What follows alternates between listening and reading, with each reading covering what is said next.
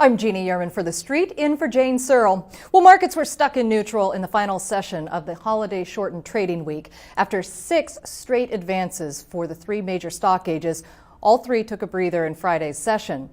After tripling from its IPO price of $26 in November, high-flying Twitter was pummeled.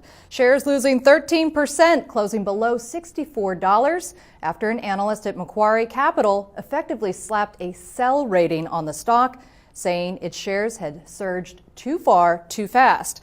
Fellow analyst Scott Kessler of S&P Capital IQ has a $43 price target on the stock and expects the favorable supply-demand construct, as he puts it, that has fueled recent gains is fleeting.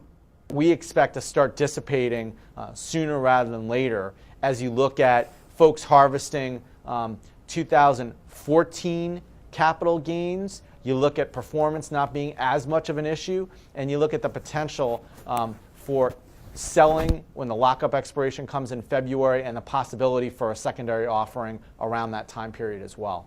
Meanwhile, U.S. bank regulators said they're mulling some tweaks to the Volcker rule, exempting certain complex securities.